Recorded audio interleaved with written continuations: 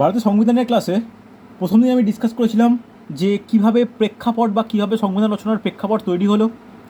আজকে ডিসকাস করব ঠিক ওই প্রেক্ষাপটের পরবর্তী অংশ, সেকেন্ড চ্যাপ্টার, যেটা গণপরিষদ বা কনস্টিটিউশন অ্যাসেম্বলি। অর্থাৎ যে গণপরিষদই পরবর্তী ক্ষেত্রে বা আমাদের এখন যে সংবিধান পড়ে থাকি সেই সংবিধান রচনা করেছেন। একার পক্ষে রচনা করা হয়তো সম্ভব ছিল না, প্রত্যেকটা ডিপার্টমেন্ট ভাগ করে অনেক অধিবেশনের মাধ্যমে, অনেক সিদ্ধান্ত গ্রহণের মাধ্যমে কিন্তু গণপরিষদ সংবিধান রচনা করেছে। এবার ভালো করে শুনে নাও যে এই যে গণপরিষদ যে গঠন হচ্ছে, এই গঠনের প্রেক্ষাপট কী। জাস্ট একটা নোট ডাউন করো যে গণপরিষদ গঠনের প্রেক্ষাপট। ফার্স্ট পয়েন্ট লিখে নাও, গণপরিষদ গঠনের প্রেক্ষাপট। সৌমি আর কী যেন নামটা, সুদর্শনকে বলছি তোমরা একটু খাতাটা খুলে দেখে নাও, যে পয়েন্টগুলো এক্সট্রা অ্যাড করা প্রয়োজন সেগুলো একটু দেখে নিও, ঠিক আছে? তোমাদের এই পার্টটা আমি করিয়েছিলাম কিন্তু, হয়েছে? গণপরিষদ গঠনের প্রেক্ষাপট দেখো, যেমন আগের চ্যাপ্টারে আমি চ্যাটার্ড অ্যাক্ট বা পরবর্তী ক্ষেত্রে ভারত শাসন আইনের ক্ষেত্রে বা পরবর্তী যে আইনগুলো ছিল, যে মরলেমেন্ট সংস্কার আইন, ভারত শাসন আইন, এগুলো যেমন বলেছিলাম, এগুলো প্রত্যেকটা ল এসেছিল পরাধীন ভারতে। সেরকমই গণপরিষদ গঠনের ক্ষেত্রে কোন কোন আইন বা কোন কোন অফার বা কোন কোন মিশন গুরুত্বপূর্ণ ভূমিকা পালন করেছিল, আমাকে সাল ওয়াইজ একটু সিকোয়েন্স পড়তে হবে। ফার্স্ট যেটা আমাদের পড়ার দরকার, that is August offer. Note down করে নাও, আগস্ট অফার। আগস্ট অফার কত সাল? আগস্ট অফার লিখে নাও 1940 সাল। হ্যাঁ কি না দেখো, সিকোয়েন্সটার কি নিজেকেই বুঝতে ভালো করে দেখে নাও। আগের ক্লাসে ফার্স্ট চ্যাপ্টারে আমি কিন্তু শেষ করেছিলাম ঠিক 1935 সাল পর্যন্ত, মনে করে দেখো। ঠিক তারপর থেকে আমাদের প্রেক্ষাপটের জন্য প্রয়োজন, তারপর থেকে, অর্থাৎ আগস্ট অফার। এই আগস্ট অফারের বিষয়বস্তু কী ছিল দেখো। 1940 সাল বলতে এই সময় দ্বিতীয় বিশ্বযুদ্ধ চলছে। 39 সাল ঠিক এর আগের বছর শুরু হয়ে গেছে। এর মানে এই সময় এই প্রতিকূল পরিবেশে যাতে এই যুদ্ধে ভারত বা ভারতীয় সেনা বা ভারতীয় সৈন্যরা যাতে ব্রিটেনের পক্ষে যুদ্ধে করে যোগদান করে, এই কারণে তৎকালীন যে ভাইসরয় লর্ড লিলিথগো এই প্রস্তাব দেয়। এই প্রস্তাব কি হয়? এই প্রস্তাবে কি বলা হয়েছিল? এই প্রস্তাবে বলা হয়েছিল যাতে তোমরা হেল্প করো, এরপরে আমরা একটা যেমন তোমরা চাও সেই অনুযায়ী আমরা তোমাদেরকে স্বায়ত্তশাসন দেব। কিন্তু দেখা যায় এই প্রেক্ষাপটের ভিত্তিতে আগস্ট অফার দেওয়া হয়েছিল, এই ঘোষণা। এখানে কিন্তু তৎকালীন কংগ্রেস, জাতীয় কংগ্রেস ও মুসলিম লীগ উভয়ই অসন্তুষ্ট হয়। ওকে, জাতীয় কংগ্রেস ও মুসলিম লীগ উভয়ই অসন্তুষ্ট হয়, হ্যাঁ কি না? এবং অসন্তুষ্ট শুধু হয় না, এইটাকে কি করে? সম্পূর্ণভাবে প্রত্যাখ্যান করে। অসন্তুষ্ট হয় ও প্রত্যাখ্যান করে। ওকে, প্রত্যাখ্যান করে। তাহলে সঙ্গে এই প্রত্যাখ্যানের সঙ্গে সঙ্গে কি প্রতিক্রিয়া আসে যে কংগ্রেস এই প্রস্তাবে অসম্মত হয় এই কারণে যে এই প্রস্তাবে জাতীয় সরকার গঠনের কোনো রকম কোনো প্রতিশ্রুতি ছিল না, হ্যাঁ কি না? এবং কিছু জিনিস ছিল যেটা কংগ্রেস তখন মানতে চায়নি, যেটা হচ্ছে কি ভারত বিভাগের দাবি।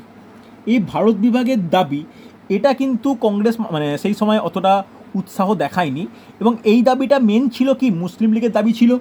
কিন্তু দেখা যাচ্ছে যে এই ভারত বিভাগ করে পুরোপুরি ধর্মের ভিত্তিতে আলাদা দেশ তৈরি হবে, এটাও আগস্ট অফারে ছিল না। এই কারণে জাতীয় কংগ্রেসও অসম্মত হয়, মুসলিম লীগও অসম্মত হয়, হ্যাঁ কি না? তাহলে আগস্ট অফার যেটা জেনে নেওয়া দরকার, কোন ভাইসরয় করেছিল, লিখে নাও, লর্ড লিথগো। ওকে, এই পয়েন্টগুলো কিন্তু ইম্পর্টেন্ট লেখা হয়েছে। তাহলে ফার্স্ট যেটা প্রেক্ষাপটের জন্য যে আইন দরকার বা যে তথ্যগুলো জানার দরকার, তার মধ্যে প্রথম হচ্ছে আগস্ট অফার। 2 নম্বর কি, আমরা প্রত্যেকেই জানি ক্রিপস মিশন। কেউ বলতে পারবে এই ক্রিপস মিশন কত সাল বলা উচিত? ক্রিপস মিশন কত সাল? 1942। Very good, 1942 Cripps mission. দেখো 1942 ক্রিপস মিশন। এই ক্রিপস মিশনে কী বিষয়বস্তু ছিল, কী ব্যাপার, কেউ যদি একটু সাধারণ ভাষায় বলো। আমি তো বলবোই, তোমরা একটু কেউ যদি বলো। সৌমিদের বলা উচিত, সুদর্শনের বলা উচিত। ক্রিপস মিশন এর বিষয়বস্তু কী ছিল ভালো করে শোনো। 42 সাল মানে একদম পুরোপুরি এটা দন্তেস্ত হয়, সরি, কথা ঠিক না। কী বলা ছিল যে এই 42 সাল বলতে একদম যখন দ্বিতীয় বিশ্বযুদ্ধ একদম মানে কী বলবো ভয়াবহ আকার ধারণ করেছে, সেই সময় মার্কিন রাষ্ট্রপতি নট ব্রিটেনের নয়, মার্কিন রাষ্ট্রপতি ছিল রুজভেল্ট।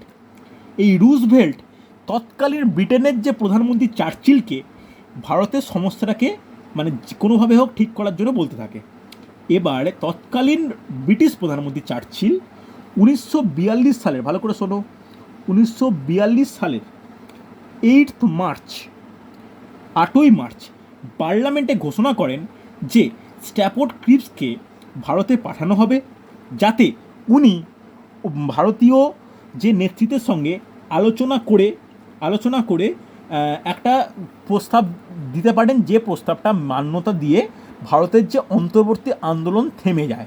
কারণ 1941 সালে একটি গুরুত্বপূর্ণ আন্দোলন হয়েছিল, যা কি ভারত ছাড়ো আন্দোলন, হয়তো ব্যর্থ হয়েছিল, হয়তো গান্ধীজির ডুয়ার ডাই কথাটা বা করীয় মরো ব্যাপারটা মানে অতটা দানা বাঁধেনি।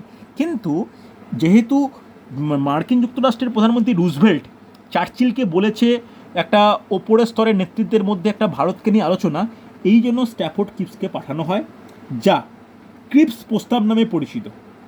কিন্তু তৎকালীন জাতীয় কংগ্রেস, মুসলিম লীগ, হিন্দু মহাসভা, শিখ সম্মেলন বা যে কোনো নেতৃত্বগণ এটি মানতে কীভাবে পুরোপুরি অসম্মত হয়, হ্যাঁ কি না?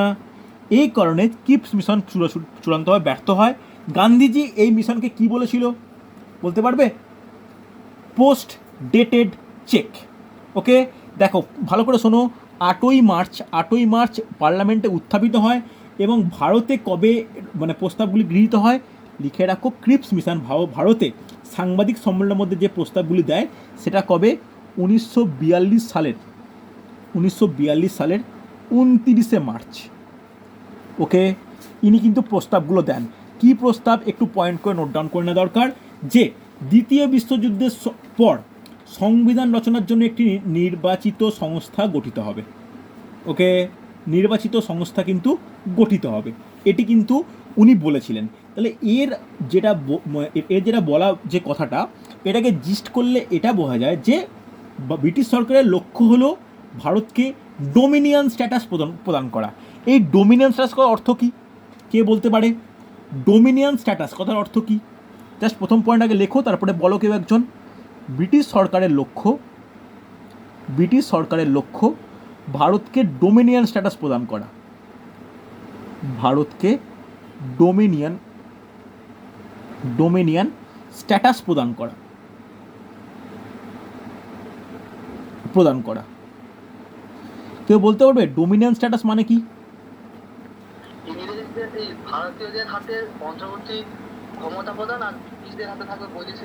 একদমই তাই, একদম। ডোমিনিয়ন স্ট্যাটাস বলতে ভারতরা ভিতরের জিনিস দেখবে আর ব্রিটেনের যারা তারা হচ্ছে বাইরের সমস্ত কিছু বৈদেশিক নীতি গ্রহণ করবে, হ্যাঁ কি না?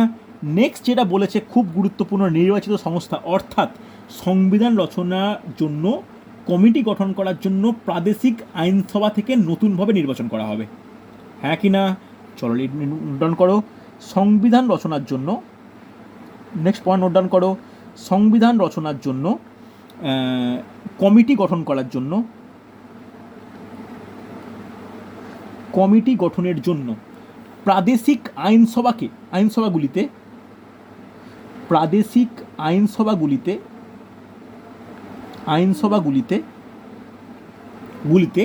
নতুন করে নির্বাচন করা।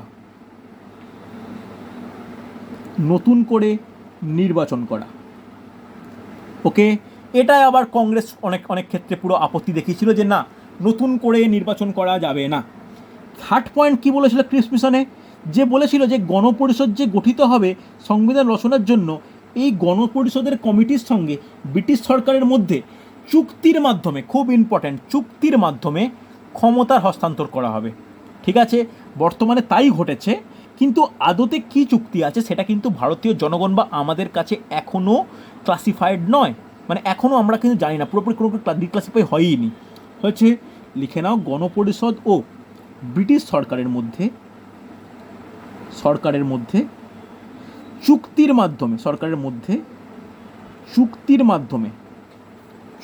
মাধ্যমে ক্ষমতার হস্তান্তর হবে,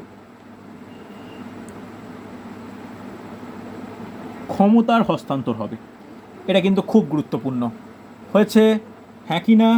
তারপরে নোট ডাউন করে নাও যে তৎকালীন উচ্চ নেতৃত্ব অর্থাৎ কংগ্রেস, আমি আর লিখাচ্ছি না, তোমরা লিখে নাও, কংগ্রেস, মুসলিম লীগ, হিন্দু মহাসভা, শিখ সম্মেলন, প্রতিটি নেতৃত্ব কিন্তু এটির কি করেন, এটি চূড়ান্তভাবে অসম্মত হয় বা এটাকে প্রত্যাখ্যান করে, হ্যাঁ কি না? হয়েছে। চলো নেক্সট নোট ডাউন করবে যে Wavell plan. Next note down করবে ক্রিপস মিশনের পরে ওয়াভেল প্ল্যান।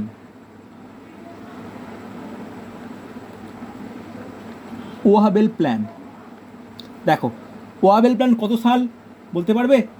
ওয়াভেল প্ল্যান কত সাল? 1945 সাল।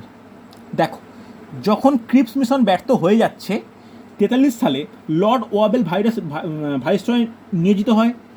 নানা কারণে যখন কংগ্রেস আর মুসলিম লীগ ক্রিপস মিশনকে প্রত্যাখ্যান করে দেয় তখন ওয়াভেল ওয়াভেল ঘোষণা করেন যে প্রাদেশিক আইনসভাতে যে নির্বাচন হওয়ার কথা ছিল সেটা তো হবেই, নির্বাচন হওয়ার পরে গণপরিষদ গঠিত হবে, হ্যাঁ কি না? এই গণপরিষদ গঠিত হবে এবং তারপরে বিভিন্ন সিদ্ধান্ত নেওয়া হবে।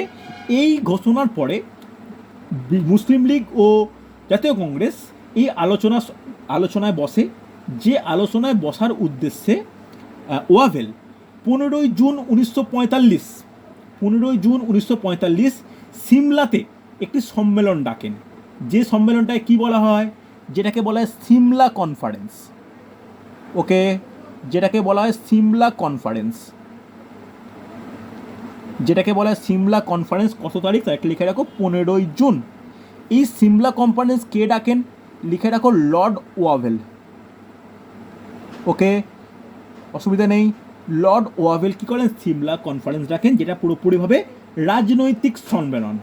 এবং এই সিমলা কনফারেন্সে মুসলিম লীগ ও জাতীয় কংগ্রেসের মধ্যে তীব্র মতবাদ দেখা যায়। এর ফলে ওয়াভেলের দ্বারা যে পরিকল্পনা, ওয়াভেল প্ল্যান বা ওয়াভেল পরিকল্পনা, এটিও সম্পূর্ণভাবে ব্যর্থ হয়। বোঝা গেছে, হ্যাঁ কি না? কোনো অসুবিধা হলে বলবে আমাকে। এরপরে যখন ওয়াভেল পরিকল্পনাও ব্যর্থ হলো, পরপর প্রতিটা জিনিস ব্যর্থ হচ্ছে, কারণ কংগ্রেস একরকম চাইছে, মুসলিম লীগ একরকম চাইছে, ব্রিটিশরা আবার অন্যরকম চাইছে। এই তিনটে রকম যখন তিন রকম হচ্ছে তখন কিন্তু কোনো সিদ্ধান্তে আসা যাচ্ছে না, প্রতিটা পরিকল্পনায় ব্যর্থ হচ্ছে। এরপরে যেটা দেখা গেল, যেটা কিছুটা ফলপ্রসূ হয়, যেটা হচ্ছে ক্যাবিনেট মিশন। ক্যাবিনেট মিশন কত সাল কেউ বলতে পারবে? ক্যাবিনেট মিশন 1946 বলা উচিত, সুদর্শনের বলা উচিত ছিল, আমি করিয়েছিলাম তোমাদের 1946। এখানে কি হয় ভালো করে শোনো, খুব গুরুত্বপূর্ণ যে এই যে ক্যাবিনেট মিশনের একটা ভালো জিনিস কী হলো যে 45 সালে দ্বিতীয় বিশ্বযুদ্ধ শেষ হয়েছে, কিন্তু বিশ্বযুদ্ধের পরেই ওই সময়ে ওই দেশের যে নির্বাচন সেখানে চার্চিলের কি হয়, পরাজয় ঘটে। এবং কে তখন প্রধানমন্ত্রী হয়? প্রধানমন্ত্রী হয় ক্লিমেন্ট অ্যাটলি কিন্তু ভালো করে শুনে রাখো, ইনি কিন্তু অতটা ভারত বিদ্বেষী ছিলেন না, অতটা অত্যাচারী বা অতটা কিছু ডোমিনেটিং ছিলেন না। ওই জন্য এনাকে কি বলা হয় জানো? ওনাকে বলা হয় ভারত বন্ধু অ্যাটলি। ভারত বন্ধু কিন্তু বলা হয় অ্যাটলি। এই ক্লিমেন্ট অ্যাটলির নাম কিন্তু খুব ইম্পর্টেন্ট। এই ক্লিমেন্ট অ্যাটলি তিনজনকে দিয়ে একটি বিশেষ ক্যাবিনেট পর্যায়ে মন্ত্রী দিয়ে একটা কমিশন গঠন করে, যার তিনজন ক্যাবিনেট পর্যায়ের মন্ত্রী থাকেন। কে কে জাস্ট নোট ডাউন করে নাও, তিনজনের নাম কিন্তু খুব গুরুত্বপূর্ণ। তিনজন ক্যাবিনেট মন্ত্রী, ক্যাবিনেট বলতে ব্রিটিশ সরকারের ক্যাবিনেট মন্ত্রী, তাদের দ্বারা গঠিত হয়। কে কে? 1 নম্বর স্যার পেথিক লরেন্স, নাম কিন্তু ইম্পর্টেন্ট, স্যার পেথিক লরেন্স। 2 নম্বর স্ট্যাফোর্ড ক্রিপস, যে ক্রিপস মিশনের জন্য কুখ্যাত, স্ট্যাফোর্ড ক্রিপস। আর 3 নম্বর এভি আলেকজান্ডার।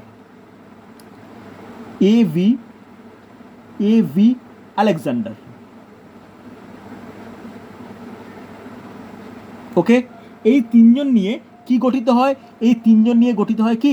Cabinet mission. কে এটার গঠনে প্রধান গুরুত্বপূর্ণ পালন করেন তৎকালীন ব্রিটিশ প্রধানমন্ত্রী ক্লিমেন্ট অ্যাটলি। এখানে কি হয়, এটি কোন তারিখে দিল্লিতে এসে পৌঁছায়? লিখে রাখো, তারিখ খুব ইম্পর্টেন্ট। 1946 সালের 24শে মার্চ দিল্লিতে এসে পৌঁছায়। ওকে, এখানে কি বলা হয়েছে, এই মিশনে কি বলা হয়েছে বা কি ব্যাপার? এর উদ্দেশ্য ছিল যে শান্তিপূর্ণভাবে ক্ষমতার হস্তান্তর, অর্থাৎ যখনই ক্লিমেন্ট অ্যাটলি প্রধানমন্ত্রী হয়েছে বুঝে গেছে যে না, আর ভারতে স্বাধীনতা করা স্বাধীনতা দিতেই হবে বা ওখানে শাসন করা সম্ভব নয়। এর কারণ কি? এর কারণ ছিল তৎকালীন 45 সালে 44-45 ছাড়ে পুরোপুরি সেনাবাহিনী, অর্থাৎ বাইরে থেকে নেতাজি কর্তৃক যে আইএনএর অ্যাটাক, তার রেসপেক্টে যে মুম্বাই বা শহরের বিভিন্ন গুরুত্বপূর্ণ শহরে যে নৌ বিদ্রোহ, এটাই কিন্তু গুরুত্বপূর্ণ কারণ ছিল 45 সালে।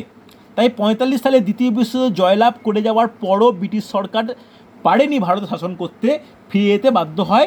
তার জন্য যে ক্ষমতার হস্তান্তর করা প্রয়োজন, সেটা কার মাধ্যমে করা হতো? এই ক্যাবিনেট মিশনের মাধ্যমে। বোঝা গেছে? তাহলে এই ক্যাবিনেট মিশনের লক্ষ্য ছিল যে ক্ষমতার হস্তান্তর এবং তার উদ্দেশ্যে অন্তর্বর্তী সরকার গঠন। জাস্ট লিখে নাও উদ্দেশ্য। এই ক্যাবিনেট মিশনের উদ্দেশ্য কী ছিল? লিখে নাও ক্ষমতার হস্তান্তর ও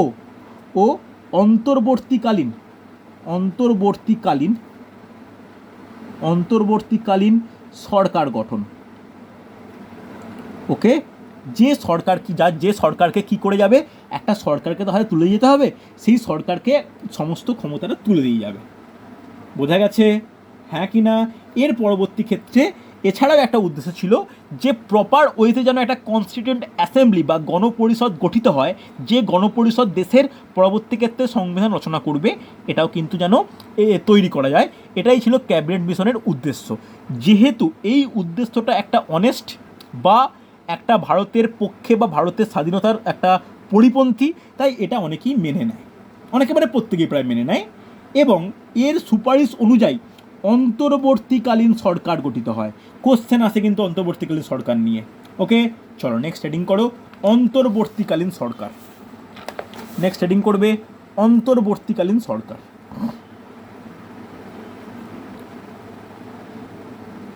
লিখে নাও অন্তর্বর্তীকালীন সরকার। দেখো, এই অন্তর্বর্তীকালীন সরকার কিভাবে গঠিত হচ্ছে, এটা কত সাল থেকে কত সাল? লিখে রাখো সেপ্টেম্বর 1946 থেকে অগাস্ট 1947 পর্যন্ত এর মোটামুটি ছিল।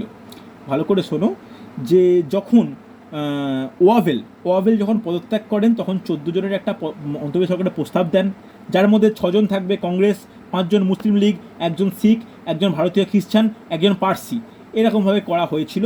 কিন্তু পরবর্তী ক্ষেত্রে দেখা যায় যে তার একটা লিখে রাখো যে 1946 সালের 2 সেপ্টেম্বর অন্তর্বর্তী সরকার কিন্তু ফর্ম করা হয়। যে সরকারের দায়িত্বপ্রাপ্ত বিভাগ আর সদস্যদের নাম কিন্তু আমায় জেনে নিতে হবে। একটা কলাম বানিয়ে নাও যে এদিকে সদস্য, এদিকে হচ্ছে বিভাগ, লিখে নেওয়া দরকার। কোশ্চেন কিন্তু আসে যে অন্তর্বর্তী সরকারে কোন সদস্য কোন বিভাগের দায়িত্ব সামলেছিলেন। ভালো করে মনে রাখো, এইটার সঙ্গে কিন্তু ভারতের স্বাধীনতা আইন যখন আসবে, তারপরে যে স্বাধীন ভারতের প্রথম মন্ত্রিসভা গঠিত হবে, তার সঙ্গে কিন্তু অনেকটাই পাল্টে যাবে। কথাটা বুঝতে পারলে? এটা কিন্তু মন্ত্রিসভা নয়, এটা অন্তর্বর্তী সরকারের সদস্যদের দ্বারা দায়িত্বপ্রাপ্ত বিভাগ। ঠিক আছে? পরবর্তী ক্ষেত্রে মন্ত্রী আমরা ব্যাপারটা দেখব যখন 47 সালের পরে। ঠিক আছে, ভালো করে দেখে নাও। প্রথমে কি? জওহরলাল নেহেরু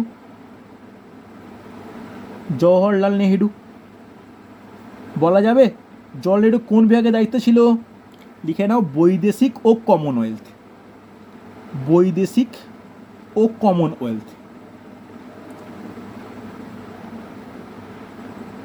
ওকে, নেক্সট নোট ডাউন করবে সর্দার বল্লভভাই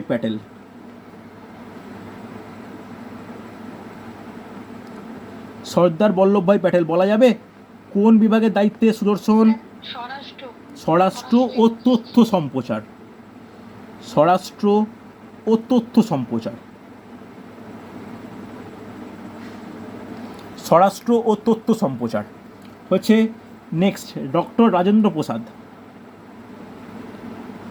ডক্টর রাজেন্দ্র প্রসাদ। লিখে রাখো খাদ্য ও কৃষি। খাতায় ভালো করে প্রত্যেকের ফ্রেশ খাতা বানাও সংবিধান নিয়ে।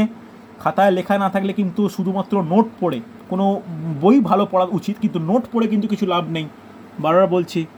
নেক্সট লিখে নাও ডক্টর জন মাথাই। লিখে নাও শিল্প ও সরবরাহ।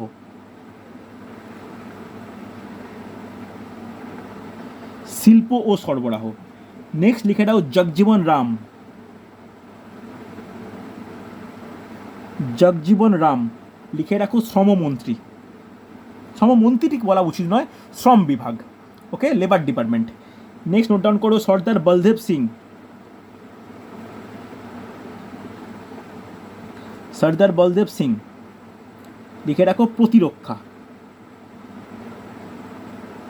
প্রতিরক্ষা। নেক্সট নোট ডাউন করবে CH ভাবা। CH ভাবা। লিখে রাখো কার্য খনি ও শক্তি।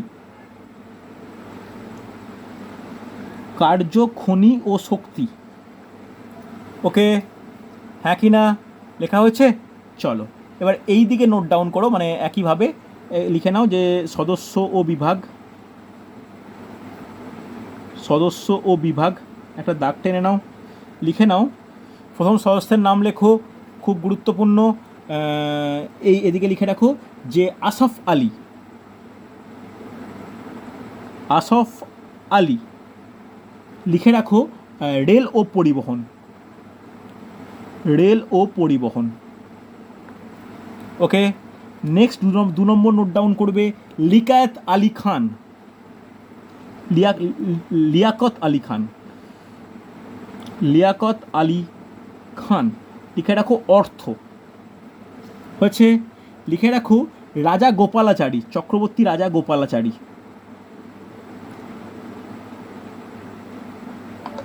চক্রবর্তী রাজা গোপালাচারী।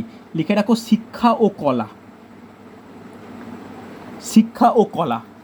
নেক্সট নোট ডাউন করবে যে চুন্দ্রিগড়। চুন্দ্রিগড়। লিখে রাখো বাণিজ্য। বাণিজ্য। নেক্সট লিখে রাখো যে আব্দুর নিস্তার। আব্দুর নিস্তার। লিখে রাখো ডাক ও বিমান। ডাক ও বিমান। নেক্সট নোট ডাউন করবে যোগেন্দ্রনাথ মণ্ডল। লিখে রাখো আইন। যোগেন্দ্রনাথ মণ্ডল। লিখে রাখো আইন। আইন। লাস্ট নোট ডাউন করবে যে গজনফর আলী খান। গজনফর আলী খান। আলী খান। লিখে রাখো স্বাস্থ্য, ওকে।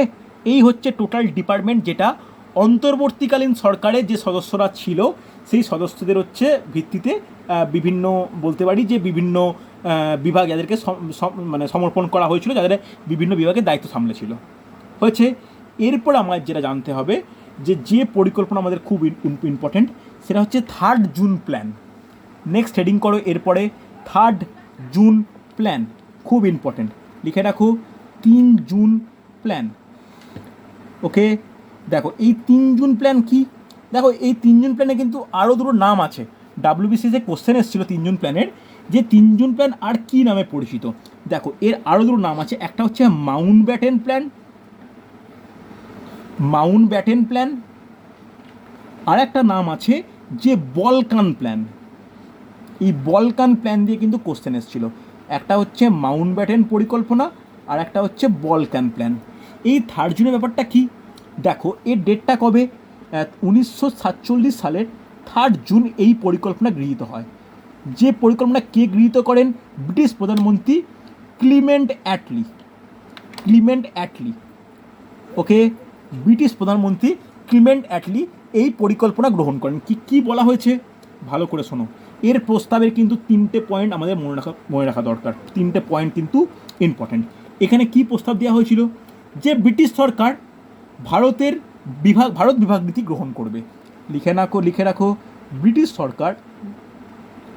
সরকার ভারত বিভাগ নীতি গ্রহণ করবে।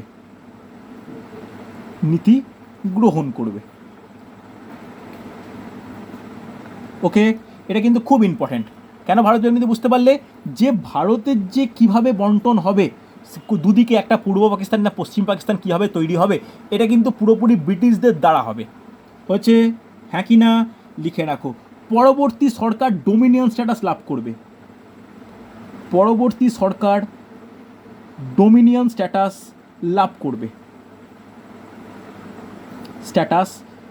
করবে। ওকে, আর থার্ড নোট ডাউন করবে যে ভারতের ব্রিটিশ কমনওয়েলথ থেকে পৃথক থাকার অধিকার তখনও কিন্তু কিছু বলা হয়নি। অর্থাৎ যে ব্রিটিশ কমনওয়েলথ যেটা আছে সেটা যে ভারত আলাদা থাকবে কি ভারত ওর মধ্যে ইনক্লুড হবে তখনও তার কোনো অধিকার সেই ব্যাপারে কোনো কিছু এই 3 জুন পরিকল্পনায় কিছু বলা হয়নি। হচ্ছে লিখে রাখো, ভালো করে শোনো, এই যে 3 জুনের পরিকল্পনা এটাই কিন্তু পরবর্তী ক্ষেত্রে কি হয়ে যায়, স্বাধীনতা আইনে রূপান্তরিত হয়। ঠিক আছে, মনে থাকবে এখানে কিন্তু স্বাধীনতা আইনে রূপান্তরিত হয় কি এই 3 জুন পরিকল্পনা। তো নেক্সট হেডিং করো, যেটা খুব গুরুত্বপূর্ণ, যে ভারতের স্বাধীনতা আইন, এর ভিত্তিতে কিন্তু ক্ষমতার হস্তান্তর হয়েছিল। নোট ডাউন করো, ভারতের স্বাধীনতা আইন কত সাল, নিশ্চয়ই বলার দরকার নেই, 47 সাল ভারতের স্বাধীনতা আইন। খুব ইম্পর্ট্যান্ট কিন্তু, এর ভিত্তিতে কিন্তু সমস্ত আমাদের স্বাধীনের মানে ক্ষমতার হস্তান্তর থেকে আরম্ভ করে যে কোনো অফিসিয়াল ট্রান্সফার অফ পাওয়ারটা কিন্তু ঘটেছিল স্বাধীনতা আইন 47 সাল। দেখো ভারতের ইতিহাসে এই সালে প্রণীত স্বাধীনতা আইন অত্যন্ত গুরুত্বপূর্ণ একটি ব্যাপার, যেটা জুন মাসে মাউন্টব্যাটেন পরিকল্পনার একটি আইনত রূপ, মানে আগেরটা একটা পরিকল্পনা ছিল তারই রূপ হচ্ছে জুন মাসে ওই পরিকল্পনাটা ছিল, আগস্টে এর রূপান্তরিত রূপ হয়েছে। এই আইনের মাধ্যমে কি করা হয়েছে, এই আইনের মাধ্যমে কিন্তু ভারতকে 2টি পৃথক রাষ্ট্রের সৃষ্টি করে, ভারতকে ভেঙে। কি লিখে রাখো, একটা ভারতীয় ইউনিয়ন ও পাকিস্তান নামে 2টি পৃথক রাষ্ট্রের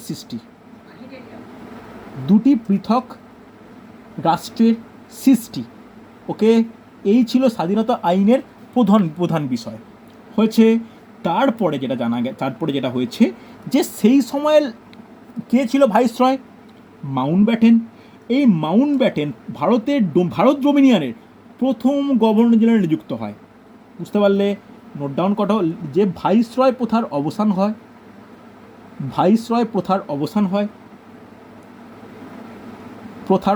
হয় এবং অবসান হওয়ার মাধ্যমে কি হয়, তৎকালীন যে ভাইসরয় লর্ড মাউন্টব্যাটেন উনি কি হয়, লিখে নাও, লর্ড মাউন্টব্যাটেন ইনি কি হন, ইনি হচ্ছে ভারত ডোমিনিয়নের প্রথম গভর্নর জেনারেল।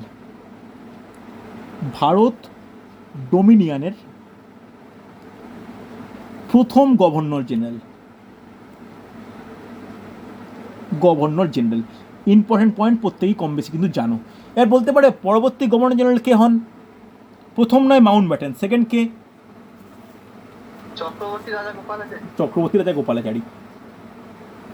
দেখো এই যে তৈরি হলো, দেখো তাহলে বুঝতে পারছি যে একদম 14ই আগস্ট পাকিস্তান সৃষ্টি, 15ই আগস্ট ভারতকে হস্তান্তর করে ভারত স্বাধীনতা। তাহলে এরপরে দেখা যাচ্ছে 47 সালের পরে যে মন্ত্রিসভা গঠিত হচ্ছে তা কী নামে পরিচিত, তা কিন্তু স্বাধীন ভারতের প্রথম মন্ত্রিসভা নামে পরিচিত। নোট ডাউন করো, খুব গুরুত্বপূর্ণ পয়েন্ট, স্বাধীন ভারতের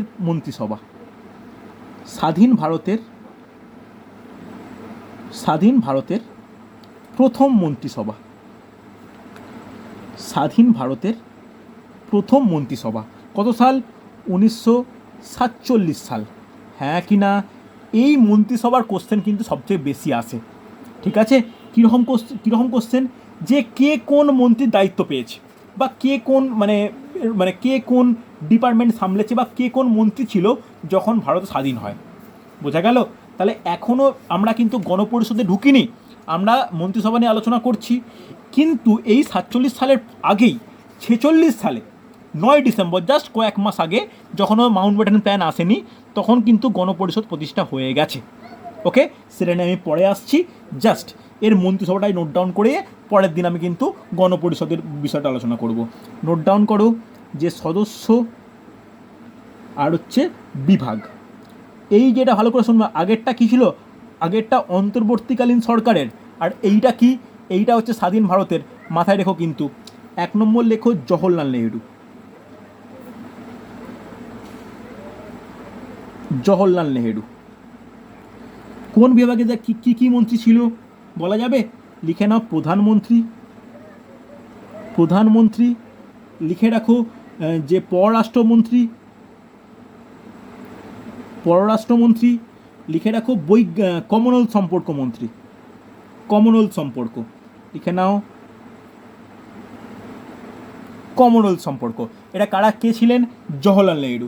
2 নম্বর হচ্ছে সর্দার বল্লভভাই প্যাটেল। বলা যাবে কি মন্ত্রী ছিল? উপরাষ্ট্রমন্ত্রী, স্বরাষ্ট্র ও তথ্য সম্প্রচার মন্ত্রী। ওর সঙ্গেও একটা গুরুত্বপূর্ণ বিষয় ওনার দায়িত্ব দেওয়া হয়েছিল, যেটা কি? যেটা হচ্ছে প্রদেশ বিষয়ক মন্ত্রী। প্রদেশ বলতে সেই সময় স্টেট ফরমেশন নিয়ে কিন্তু গণ্ডগোল হচ্ছিল, যেটা বল্লভভাই প্যাটেল খুব মানে কঠোরভাবে বা কোনোটা রিকোয়েস্টের মাধ্যমে কিন্তু খুব ভালোভাবে এটাকে পালন করে। হচ্ছে লিখে রাখো উপপ্রধানমন্ত্রী। উপপ্রধানমন্ত্রী,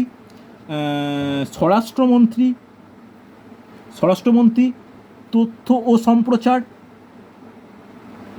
সম্প্রচার ও প্রদেশ বিষয়ক মন্ত্রী। ওকে, এটা কিন্তু খুব ইম্পর্টেন্ট। নেক্সট নোট ডাউন করবে রাজেন্দ্র প্রসাদ। রাজেন্দ্র প্রসাদ বলতে পারবে কোন মন্ত্রী ছিল? লিখে রাখো খাদ্য ও কৃষি। একটু পড়ে রেখো, এগুলো কিন্তু মানে ভালো করে মুখস্থ রাখা যায়। নেক্সট 4 নম্বর জগজীবন রাম কি মন্ত্রী ছিল? শ্রমমন্ত্রী।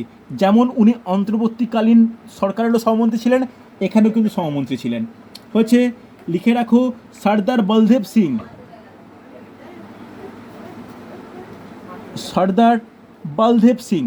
সর্দার বলদেব সিং কি মন্ত্রী?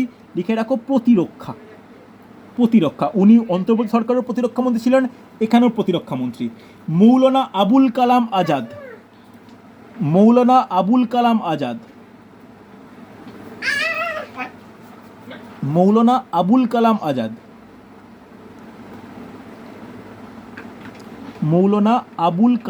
আজাদ কি মন্ত্রী? লিখে রাখো শিক্ষামন্ত্রী। দেখো ওনার নাম অনুসারে বর্তমানে যে পশ্চিমবঙ্গের যে টেকনিক্যাল ইউনিভার্সিটি, যেটা ইঞ্জিনিয়ারিং কলেজের ইউনিভার্সিটি বলা হয়, ওনার নাম অনুযায়ী কিন্তু পরিবর্তিত হয়েছে।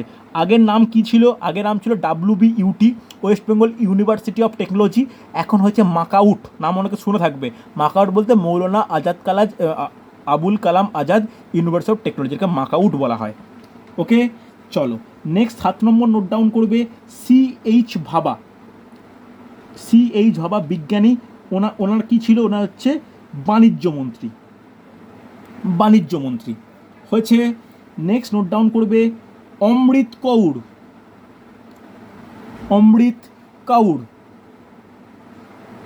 কাউর কি মন্ত্রী? লিখে রাখো স্বাস্থ্যমন্ত্রী। এই স্বাধীন ভারতের কে কোন দপ্তর সামলেছিল, এটা কিন্তু খুব গুরুত্বপূর্ণ, প্রচুর কোশ্চেন আসে। হয়েছে। চলো 8খানা লেখালে 8 জনের নাম বললাম, আরও মোটামুটি 7 জন আমাকে বলতে হবে। নোট ডাউন করে নাও। এদিকে আবার সদস্য বিভাগ খুব গুরুত্বপূর্ণ, এগুলো একটু পড়ে রেখো, অনেক সময় গুলিয়ে যায়। এরপরে আরেক টাইপের কোশ্চেন আসে, যেমন গণপরিষদ পড়াবো, গণপরিষদের বিভিন্ন ডিপার্টমেন্ট বা বিভিন্ন কমিটি, তার কে সভাপতি, প্রচুর কোশ্চেন আসে। নোট ডাউন করে এরপরে যে 9 নম্বর, যে ডক্টর শ্যামাপ্রসাদ মুখার্জি, বলা যাবে কি মন্ত্রী? শিল্পমন্ত্রী। শিল্প ও সরবরাহ লিখে নাও, শিল্প ও সরবরাহ। হচ্ছে 10 নম্বর নোট ডাউন করবে NV গ্যাডগিল।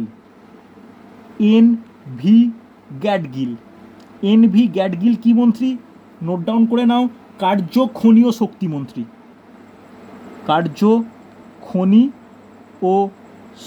মন্ত্রী। হচ্ছে 11 নম্বর নোট ডাউন করবে রফি আহমেদ কিদওয়াই। রফি আহমেদ কিদোবাই, ইনি কি মন্ত্রী? লিখে রাখো যোগাযোগ মন্ত্রী। হয়েছে। প্রত্যেকের নাম কিন্তু খুব গুরুত্বপূর্ণ। 12 নম্বর নোট ডাউন করবে, জন মাথাই। এটা খুব কোশ্চেন আসে, বলা যাবে কি মন্ত্রী ছিল? জন মাথাই। রেল ও পরিবহন, প্রচুর কোশ্চেন আসে এটা। রেল ও পরিবহন, রেল ও পরিবহন ডাব্লিউবিসিএস প্রিলিমিনারি, এটা প্রিয় প্রশ্ন। জন মাথাই কি মন্ত্রী ছিল? এরপরে 13 নম্বর, ডক্টর বি আর আম্বেদকর কি মন্ত্রী? বি আর আম্বেদকর আইন মন্ত্রী। আইন মন্ত্রী। প্রত্যেকে নোট ডাউন করে নাও, বা যাদের লেখা আছে বা কোনো জায়গায় একবার জাস্ট রিভাইজ করে দেখে নাও। হয়েছে। আর একটা মন্ত্রী উল্লেখ করো, কে আর সম্মুখম চেট্টি। লিখে নাও, কে আর সম্মুখম চেট্টি। কে আর সম্মুখম চেট্টি কি মন্ত্রী? অর্থ।